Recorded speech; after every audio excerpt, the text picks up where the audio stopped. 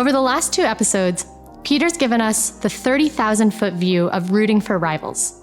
But now it's time to start our descent and learn how we take action with what we've learned. What does this actually look like in our businesses?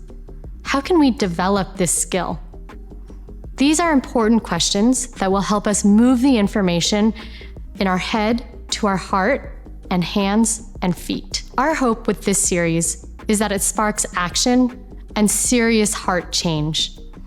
We hope that it doesn't just give us new ideas to think about. So in this final episode, Peter gives us some practical examples of organizations who work with their competitors towards a common mission.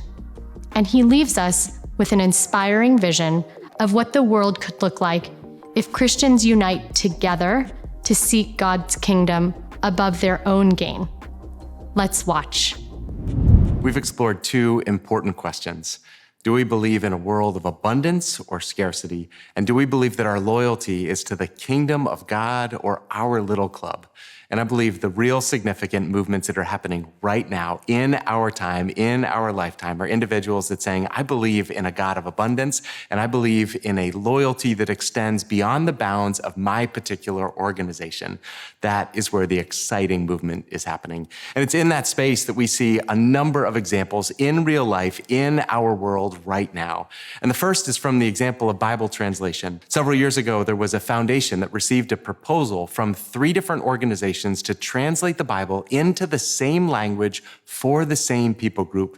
And each of them seemed to not be aware that there were other organizations working on the same project. Now, this executive ended up pulling together a group of other funders and other leaders, and they committed to meeting together at Dallas-Fort Worth Airport every single month. They grew in relationship. They started praying together, and they started asking a different question.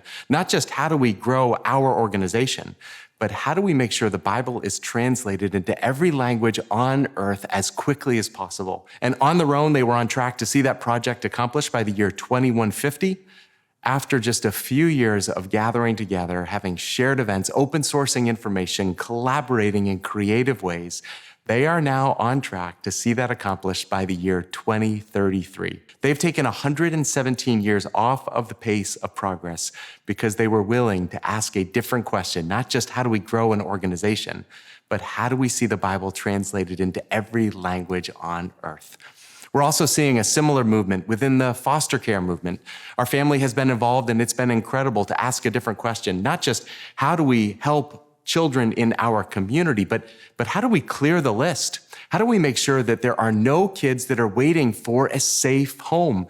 That is a different question, and that sort of a question requires a greater level of collaboration, a greater imagination, a greater willingness, not just to say, let's build one organization, but let's figure out all of the different pieces and bring them together. And I love the initiative, More Than Enough, that is happening right now to say there is more than enough homes, there are more than enough churches to clear that list, and that requires us to partner together. We're seeing it in Bible translation. We're seeing it in foster care. We're seeing it in the global water crisis. Again, asking a different question, not just what is our strategic plan, but what would it look like if we open sourced information, if we learned together with the best techniques and said, let's come together in a spirit of unity. Let's figure out not just how to grow our organization, but let's make sure as quickly as possible every individual on earth has access to clean water. And I could go on and on. I could go into refugee care. I could go into places of economic development, but individuals that are asking a question that is impossible to achieve on their own. They're having the audacity to dream about a solution that is so big, it is so complex that it is impossible for one organization or one group of individuals. And as a result, it is aligning organizations coming together, putting egos and logos by the door and entering into rooms saying, let's figure out how we can do this together. I think this is the invitation for followers of Jesus. We, in the mandate that we have from Jesus, in the way that we treat each other, we have such a clear invitation to not just work for our little kingdom, our little club, but to be people that imagine what would it look like if followers of Jesus came together, united in one name, united in one mission, and together tried to tackle some of the world's biggest problems. I believe the world would be transformed, and I want to be a part of it. What would happen if we really did ask God in our day, in our time, to have the church come together to a picture of complete unity?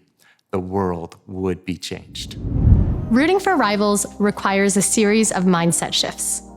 We have to stop thinking in scarcity and start thinking in abundance. We have to put God's kingdom above our own gain. And we have to learn to ask better questions, the kind that require a greater level of collaboration, a greater imagination and willingness, the kind that makes you wonder if God has called you to not just be a leader within your industry, but to be someone who brings change to it. Let us warn you that these mindset changes will lead to other changes as well. You'll find yourself more joyfully generous as you realize that all you have truly belongs to God. You might find yourself gladly taking risks for the sake of others, like the boy with his loaves and fishes. And you could find yourself participating in initiatives with others that you would have never been able to handle on your own. Above all else, you'll find yourself believing more fully in a limitless God who can do all things. But all that starts with first steps. Who are the people that you can partner with in your area or your industry? Who can you be open-handed and generous with? What could you do tomorrow to move in this direction? Maybe there's some time you need to book or an email you need to send to get the ball rolling. What's holding you back? If you've gone through this in a faith-driven entrepreneur group, we hope this can be a place where you help each other on your journeys. And if you've watched it alone, we encourage you to find that community. Check out our website to learn more about the groups we offer. It can be the first practical step you take to keep yourself accountable to the lessons we've discussed. Now, talk about these things in your group or reflect on your own. See how the concepts relate to your journey. Open yourselves up to learning from one another. Be transparent and honest with each other. What you get out of this time together will only be as enriching and life-giving as what you put into it. Thank you for tuning into this series. See you next time.